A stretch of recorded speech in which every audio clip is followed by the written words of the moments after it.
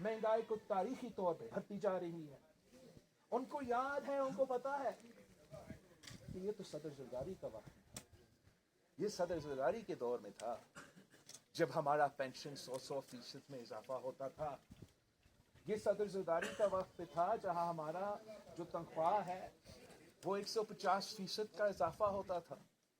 یہ صدر زرداری کا وقت تھا جہاں ہمارا سپاہی, ہمارا فوجی سپاہی جو دہشت گردوں سے لڑ کے شہید ہو رہے تھے, ان کا تنخواہ میں ہم نے 175% اضافہ کیا. بھٹو شہید کا ضلع ہے. گانچے بھٹو شہید نے ضلع بنایا تھا, اور پھر وہ عامر ضیاء بھی آیا تھا اور کانچے کا ضلع کو کچا ہے اس کو ختم بھی کیا تھا. پھر شہید محترمہ بے نظیر بھٹو آئی تھی اور پھر سے کانچے کو ضلع بنایا تھا. تو اس لیے میں کہتا ہوں کہ کانچے تو بھٹو کا ضلع ہے, اور ہم بھٹو کے ضلع کانچے سے ہی یہ تاریخی 2020 کا جو انتخابات ہے, جو تحریک ہے, جو جہد ہے, ہم بھٹو کے کانچے سے شروع کر رہے ہیں.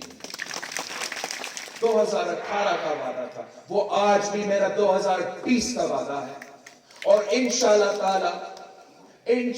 تعالی آپ پاکستان پیپلز پارٹی کو گھانچے سے, بھٹو کے ضلع سے لے کر اس صوبہ کا ہر ضلع سے منتخب کروا اپنا اسمبلی بنائیں گے.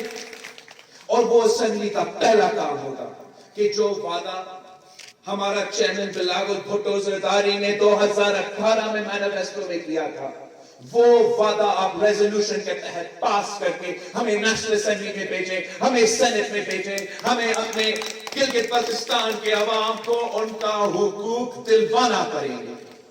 ہم کب تک یہاں کے عوام کو محروم رکھ سکتے ہیں؟ کب تک یہاں کے عوام کی آواز اسلام آباد سے دور رکھ سکتے ہیں؟ اور پھر ہم پوچھتے ہیں کہ ہمارا عوام کا مسائل حل کیوں نہیں ہوتے؟ ہمارے نوجوان آج تک بے روزگار کیوں ہیں؟ ہمارے ہاں یونیورسٹیز کیوں نہیں ہوتے؟ ہمارے ہاں ہاسپٹلز کیوں نہیں ہیں؟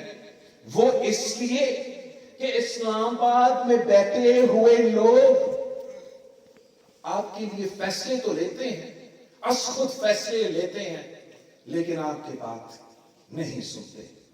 جو آپ کی بات سننے کو تیار نہیں ہوتے, جو آپ کی بات سننے کو تیار نہیں ہوتے, وہ آپ کے مسائل کا حل کیا کریں گے؟